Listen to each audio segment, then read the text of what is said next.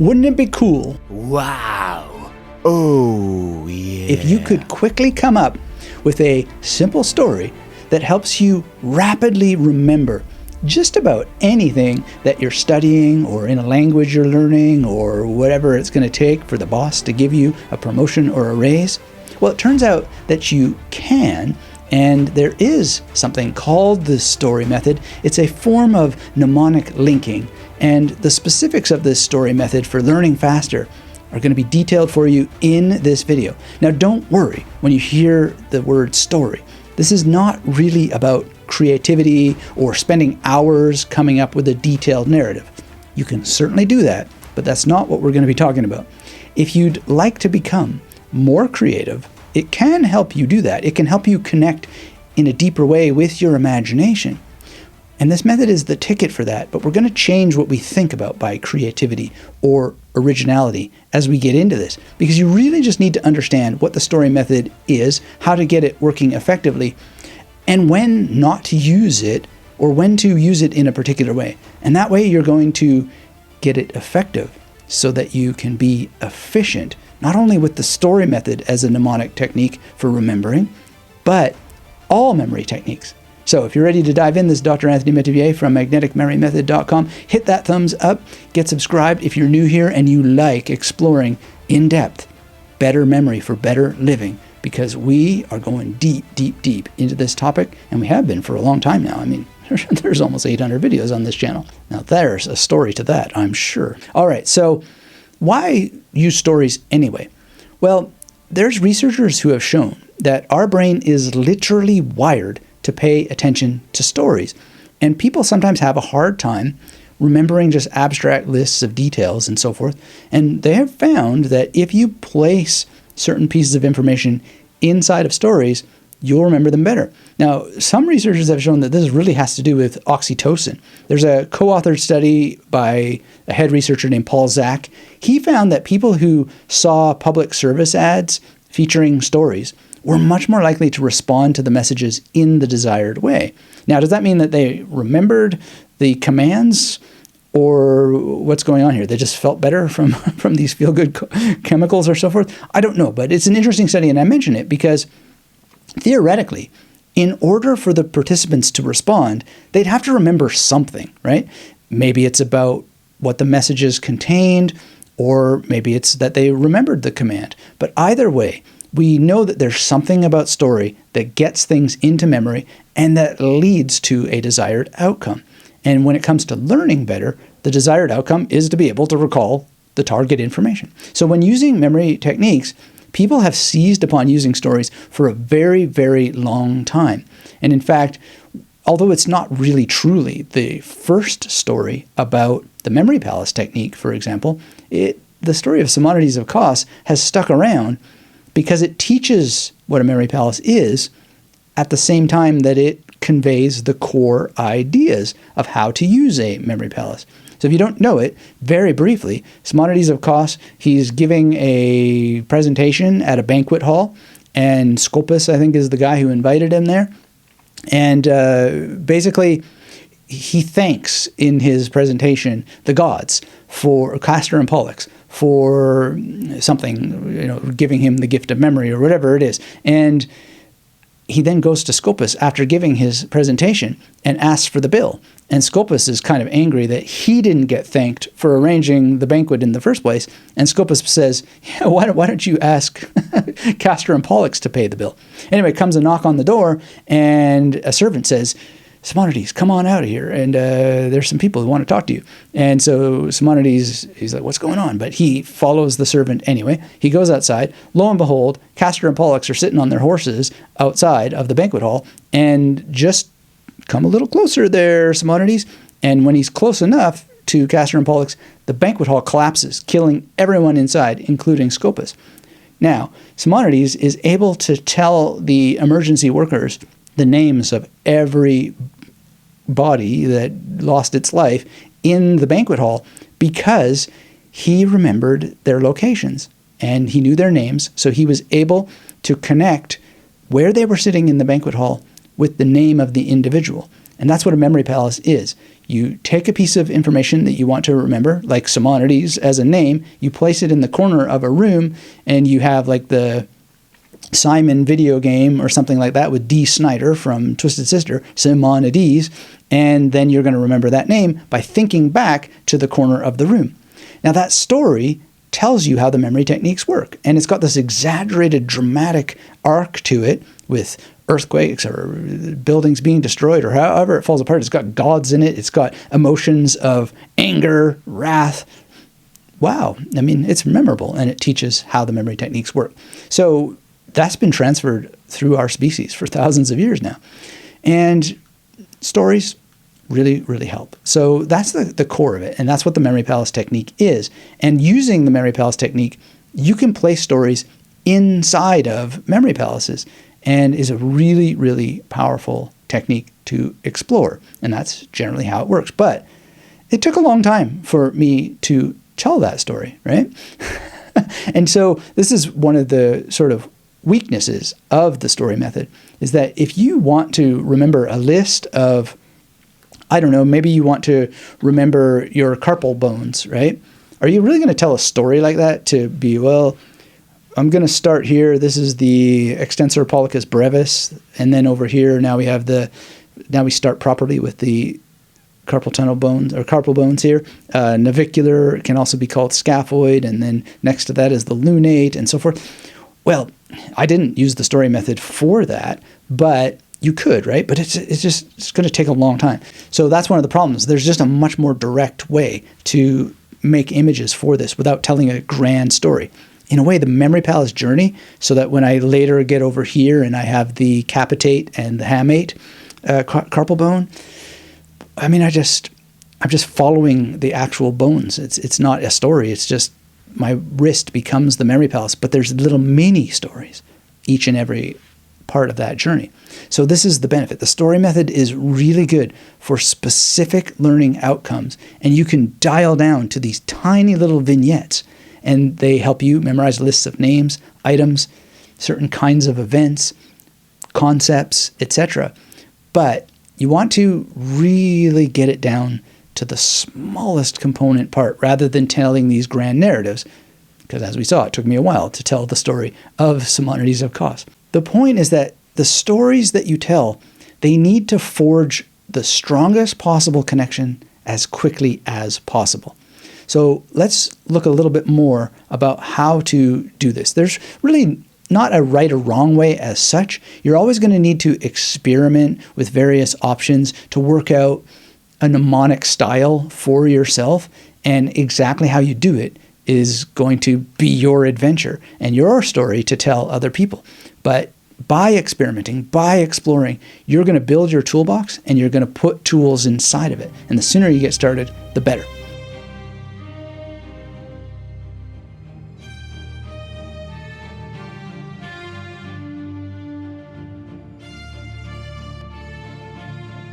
The first step, really, is to gather your list of information and optimize the order.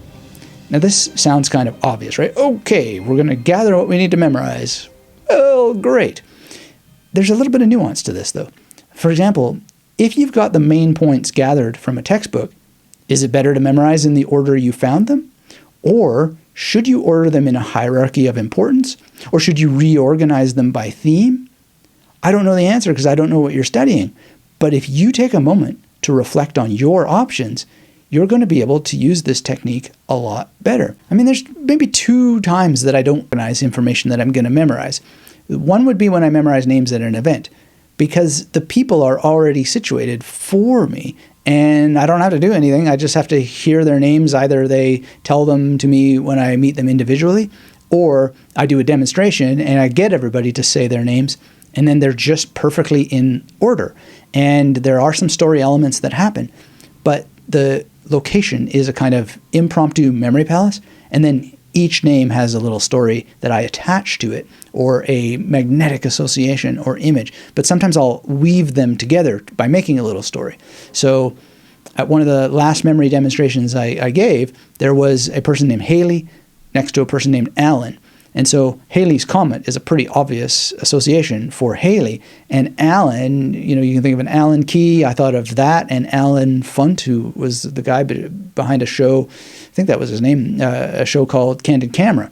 And so a little bit of a story element comes because Halley's Comet crashes into Alan Funt. And then Sharon was next to that person, and Alan. And so then I thought of Sharon Osbourne, very well-known person, and so forth. And in that case, there wasn't a story that linked them together. Oh, yes, there was, because he took the Allen key and then put it into her ear, right? So is this really a story, or is it just linking?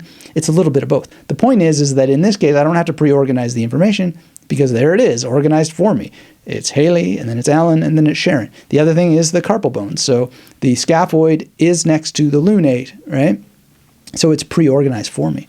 But in the case of taking information from a book, well, that's very, very different. I can organize things in all kinds of different ways. So facts may just need to be organized alphabetically, or they may need to be organized according to how that they may appear in order on a test. That's really something for you to solve, and there's no cookie cutter answer there. But what you want to do is really spend some time thinking that through, because you may say, well, I'm not going to use story method at all. I'm going to use a 00 to 99 PAO system, or I'm going to use number rhymes, or whatever the case may be. The point is that you are going to give yourself a deep, deep advantage, because you might have a different memory technique that you want to use altogether.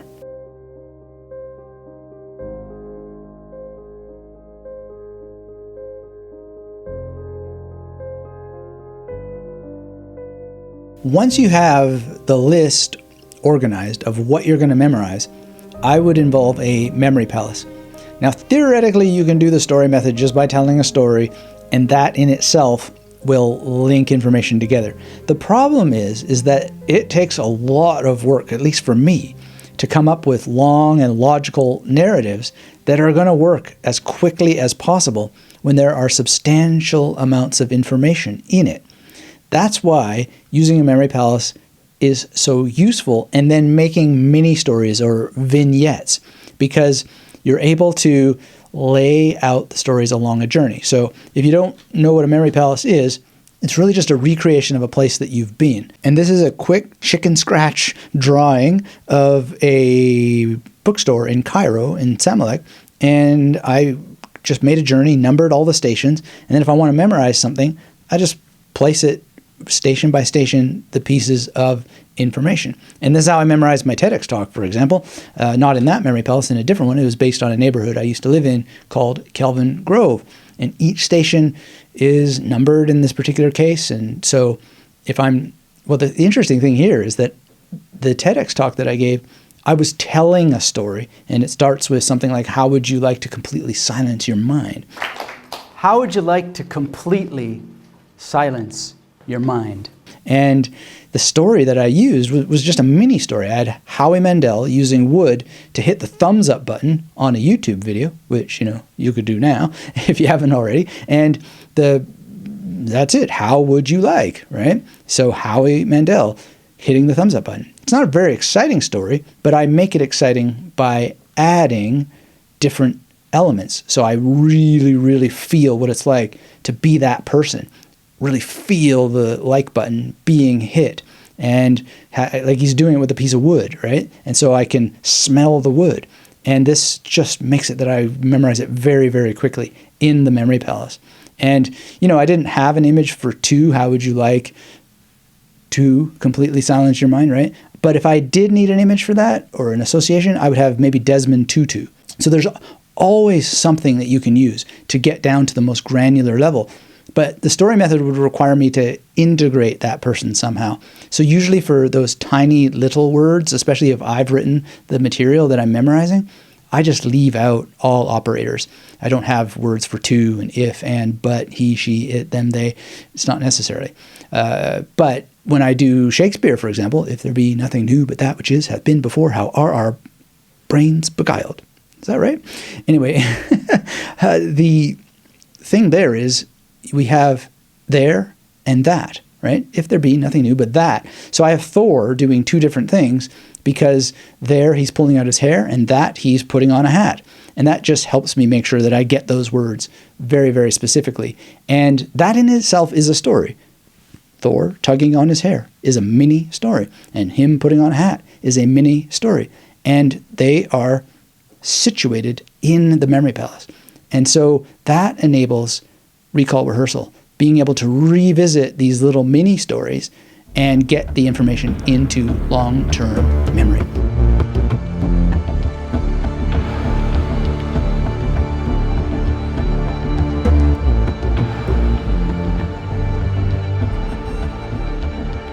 Here's an experimental approach to try to explore, if you want to use the story method looked at a little bit differently. Pick a movie or a novel and make an inventory of the locations that you can remember, and boil down the scenario in those locations to a single word. So if we think in The Matrix, for example, when Morpheus presents the pills that Neo is going to choose between, that can be a beautiful little memory palace. It's a very simple room, and you could call it the choice room, or just boil it down to the word choice. And then if you want to remember certain things, well, then you just simply pick that location and start to remember it inside of the story. And you could think, where were they before that choice room, and where do they go after? And now you've expanded this sort of story-based memory palace. And you're looking at the locality of the story in order to turn the story into a memory palace. And there's other locations. There's the hotel, there's Neo's apartment, there's the dance club, there's the interrogation room, there's the desert of the real, there's the bridge of Morpheus's ship, and there's Neo's chamber, there's the Oracle's waiting room, there's the Oracle's kitchen, for that matter, where you know thyself, and there's the subway, there's the hallway with the final showdown between Neo and Agent Smith, etc., etc., etc. And just going through that list, I'm remembering more about that movie. There's the street with the woman in the red dress. There's the dojo. So going through a movie makes for itself a wonderful little memory exercise. But then you can try to think about how you're going to use all those locations as memory palaces to then memorize something. And you mentally arrange these locations to suit your learning project. And you could use the chronological order of how those locations appear in the movie. Or you could rearrange them in different ways as it makes sense to you. So, for example, let's say you have to memorize 4 words that start with the letter C or CH in a different language. Well, you've got the choice room now, right? Or you could call it the decision room and use it for words that start with the letter D. Whatever, that's a way of organizing things. The point is that I would really highly recommend that, except for in situations where you're memorizing a poem that's verbatim, or anatomy where you could use the body as a memory palace, or name demonstrations where you're memorizing names in a room, always start with organizing the information so that you can link the information inside the memory palace. And in this case, you're going to link the information inside a story. Now, this is not like a home. This kind of memory palace comes preloaded with all kinds of imagery to work with. So let's say it's a bunch of words that start with CH. You're in the choice room. Well, then you could use Morpheus to help you remember that word. So, I don't know, let's just keep it simple. You're trying to remember a word like chitam in Sanskrit. Now, Morpheus can be playing a tambourine, right? So you know it's got to start with CH because it's the CH room, or it's the choice room. And then chitam, and yeah, there you go. He's playing a tambourine, which now gives you that sound. Then let's say in Mandarin you're learning Chan, which is like second tone. I don't know if my second tone is very good there, but it's something like meditate or whatever. And you're in the choice room, and now you have Neo meditating with Charlie Chan sitting next to him, which can help you remember that word. Lots of examples like this. Now you might be thinking, well, that's not a whole lot of space. You don't need a whole lot of space all the time. I mean, memory techniques like this are good for really, really targeted goals, things that you can't remember, just pick up naturally and so forth. And in language learning, that is a lot of words in the beginning, right? So you may think, well, that's too small. I'm only memorizing 2 words here, one in Sanskrit, one in Mandarin. How am I ever going to make progress that way? Well, I would suggest that you use a traditional memory palace and just use this story method on a station-by-station basis. But always keep in mind that if you're reading, writing, speaking, and listening to the language in ample doses, you're going to pick up a lot of additional words without having to memorize them using any mnemonic technique. But you want to have these mnemonic techniques under your belt so that, sometimes polyglots call it the stubborn quintile. These words that you just can't memorize any other way, and they will go to these techniques for that. I tend to use it much, much more myself, the Memory Palace technique, but it is really, really important to not mistake this technique for something other than it is. It's really, really good, specifically for small sets of information. And the bigger your memory palaces are, the harder they are to remember, well, then the less effective the technique is going to be. And the smaller and the more concrete, the more effective it's going to be, because you're able to just think of simple spaces that are divided in simple ways, like Morpheus sits here, Neo sits there, and then what are they doing? And that's a big win, to be able to think about a word and its meaning once and then remember it pretty much forever in a very short period of time. That's huge, right? But you always have to use what's called context-dependent memory. Have all of your learning in context. So in language learning, don't just memorize words. Read, write, speak, and listen to the language. If you don't do that, then you're going to have a hard time, no matter how many words that you memorize. So always make sure you embed what you're learning in the bigger process, and then memory techniques are going to serve you tremendously well. At the end of the day, it's really up to you to learn the techniques, practice the techniques, explore them, experiment with them, and use many variations of them. And I hope that this discussion has helped you out. If you need more help, always visit me at magneticmerrymethod.com. There's lots of materials there, and you may want to be signed up over there because you'll get a notification of when my own different kind of approach to the story method comes out. This is The Mystery of the Magnetic Numbers. It's one of 5 Memory Detective Junior books, and it uses story in a different way to help you not only learn the memory techniques, but to remember what you learned. And I don't know exactly when it's going to be released, but you won't miss out if you visit me at magneticmerrymethod.com, sign up there.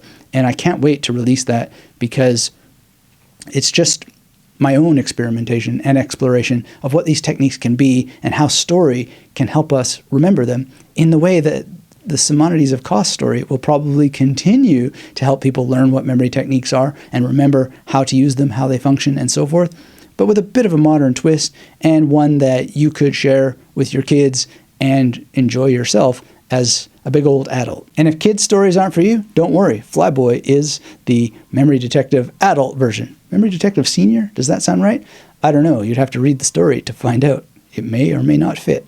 Thanks as always for joining me. And if you're new here, again, get subscribed, hit that thumbs up. Until we have a chance to speak again, keep yourself magnetic. And a really good follow-up video for you, if you want to dive deeper and deeper into various techniques, is to make sure that you also explore what's called a PAO system. And you can watch that full training on the PAO system next, or check out the audio version on the Magnetic Merry Method blog. Till then, keep yourself magnetic.